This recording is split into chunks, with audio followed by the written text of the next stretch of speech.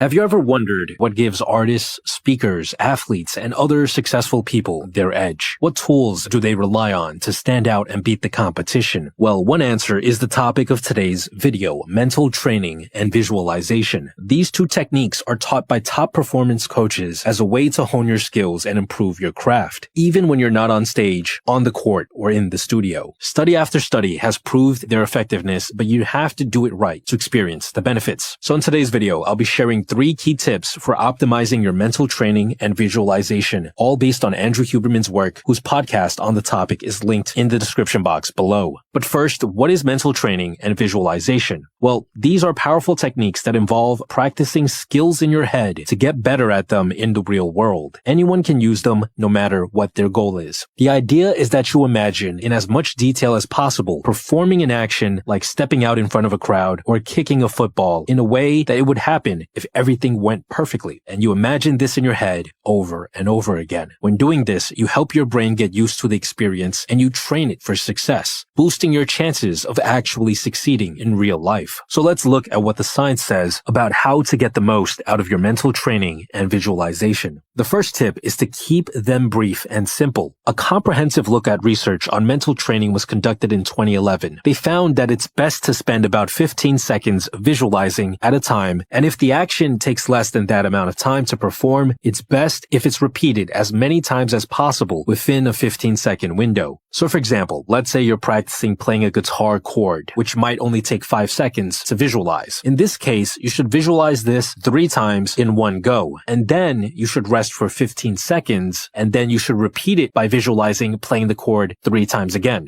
Now the question that might come up is, how many times should you repeat this per session? Well, the study found that the optimal amount of repetitions per session was 50 to 75, done 3 to 5 times a week. But if you think that sounds like a lot, don't sweat it, because this is just the ideal amount. Any amount of mental training can still be beneficial, and the good news is that once this training has helped you build the skill in the real world, those improvements stay with you. You don't need to practice visualizing the same thing again afterwards. It's also crucial that your visualizations are simple. Most of us cannot visualize complicated stories involving multiple scenes and senses, but almost all of us can accurately imagine something simple involving just one sense. For instance, we can imagine looking in our mind's eye at a basic object like a cube, or playing a simple sound in our head like the tune "It's a Happy Birthday." So the simpler the visualization, the better and the easier it will be to repeat. When it comes to mental training, I suggest you check out Brilliant, who are the sponsors of today's video. Brilliant is a site and app where you can learn math, computer science, and other interesting subjects in the STEM field. What's great about them is that they do not teach by merely stating facts or formulas and making you memorize things. Instead, they employ an interactive teaching style that makes learning fun. You are given intriguing questions that test your knowledge and fill in your gaps and misconceptions. When you come across a gap in your knowledge, they provide you with the correct answer as well as an explanation as to why. Our favorite course right now is the How Technology Works course, where you can explore topics like what actually makes a password good, or how recommendation algorithms know what content that you will like. To try everything Brilliant has to offer for free for a full 30 days and get 20% off an annual plan, visit brilliant.org/improvement pill or click on the link in the description box below.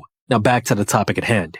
Tip number 2 is to label your visualizations. Assigning mental labels to our actions when visualizing also makes our mental training more effective. We find it easier to imagine and remember detailed visual scenes if they have a label that we recognize from our real-world experience. If you ever wanted to know why memories can be so strange and why 2 people can see the same thing but come away with totally different memories, this is it. The labels that we assign influence our memory. One person might see something far away and fuzzy in the sky and label it as a bird. Someone else might see the same thing and label it as a plane. If the 2 people tried to recall what they saw, they would remember the object differently. The point of all of this is that the mental labels that we use to make sense of our experiences play a significant role in helping us visualize them well. And mental training is most effective when we can easily transfer the labels we assign to our visualization to real-world experiences. For example, when you want to get better at shooting a basketball from a certain distance, you can call this particular shot, basketball shot A, and practice it by visualizing in your head. Then when training for real later, you can say to yourself, basketball shot A, and this will help you transfer the training that you've done mentally to the real life court. Your brain will be better at remembering the training and shifting into the right gear. But remember, the visualization has to be based on reality. You can't mentally practice a shot that would be impossible to make in the real world and expect the same to happen on the court. The final tip is that you must combine mental training with real-world practice. You've probably heard that our brains can't tell the difference between imagining something and doing it for real. And in some ways, this is true, but not when it comes to learning and performance. We have to learn something for real before we can visualize it effectively. According to Andrew Huberman, we know this from studies on images that we can view in different ways. You might have seen them. A classic one is a vase that looks like two faces from the side, depending on how you perceive it. Researchers found that we are able to flick back and forth between the two perceptions when looking at the image in real life. But brain scans show that we cannot imagine them in our heads. However, if we draw or trace the image, fascinatingly, we can. Real-world learning makes the image vivid enough to the point where we can see it so clearly that we can move it around in our imagination. Our mental training and visualization will always be more effective when based on something that we've already learned at least once in real life. However, don't worry if you're using mental training to practice something that you haven't done for a while. Maybe you took a break from practicing the skill. Mental training cannot replace real-world training, but it is much better than no training at all. In fact, it is common for athletes to use mental training to stay sharp when they're sick or recovering from an injury. And there you have it. This is how you use mental training and visualization to better your skills and also better your performance in real life. I hope you found this video helpful. Let me know what you think in the comments down below. Besides that, guys, stay tuned.